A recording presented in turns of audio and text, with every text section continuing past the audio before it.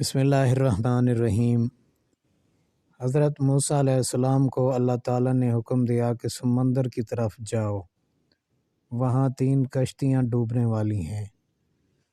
حضرت موسیٰ علیہ السلام فوری حکم الہی کی تعمیل کرتے ہوئے سمندر کی جانب چل دیے۔ ساحل پرسکون تھا۔ بہت دور سے ایک کشتی آتی ہوئی دکھائی دی جو آہستہ آہستہ ساحل کی طرف بڑھ رہی تھی۔ ابھی وہ کنارے سے کچھ ہی فاصلے پر تھی کہ حضرت موسیٰ علیہ السلام نے آواز دی کہ اے کشتی والو، اللہ کا حکم آنے والا ہے، ہوشیار رہنا۔ انہوں نے جواب دیا، آپ جانتے ہیں کہ اللہ کا حکم کوئی نہیں ٹال سکتا۔ ہم تو اس کے بندے ہیں جو حکم الہی کے پابند ہیں۔ کشتی والے ابھی یہ بات کہہ ہی رہے تھے کہ اچانک ایک موج اٹھی اور کشتی ڈولنے لگی۔ سوار اپنے آپ کو بچانے کی کوشش کرنے لگے۔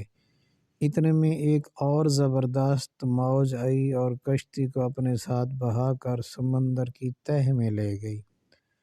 تھوڑی دیر میں ایک اور کشتی نظر آئی تو حضرت موسیٰ علیہ السلام نے انہیں بھی خبردار کیا اور کہا کہ ذرا محتاط ہو کر آنا۔ انہوں نے بھی پہلے والوں کی طرح جواب دیا کہ جو کچھ ہونا ہے ہو کر رہے گا، اور کشتی کو کنارے کی طرف لاتے رہے یہاں تک کہ ساحل کے قریب آتے آتے یہ کشتی بھی ڈوب گئی۔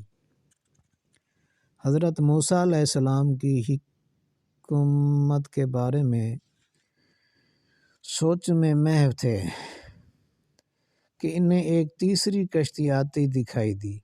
آپ نے حسب سابق اس کشتی والوں کو بھی نصیحت کی کہ دیکھو، اللہ کا حکم آنے والا ہے، اپنے گناہوں کی معافی مانگتے ہوئے ذرا محتاط ہو کر آؤ۔ انہوں نے جواب میں کہا کہ اے اللہ کے نبی، جس طرح آپ سچے ہیں اسی طرح اللہ کا حکم بھی اٹل ہے، اسے کوئی نہیں بدل سکتا، لیکن اللہ کی رحمت بھی تو ہے، ہم اس کی رحمت سے کیوں مایوس ہوں؟ لہٰذا ہم اللہ کی رحمت پر بھروسہ کر کے آ رہے ہیں، اور وہ اپنی رحمت کی صدقے میں ہمیں ضرور امن و سلامتی کے ساتھ کنارے پر پہنچا دے گا۔ کشتی والوں کا یہ جواب سن کر حضرت موسیٰ علیہ السلام خاموش ہو گئے۔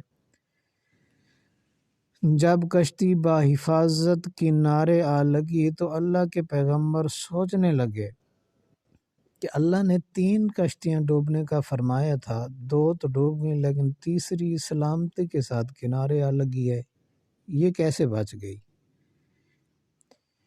ارشاد باری تعالیٰ ہوا، اے موسیٰ، آپ نے سنا نہیں کہ تیسری کشتی والوں نے کیا کہا؟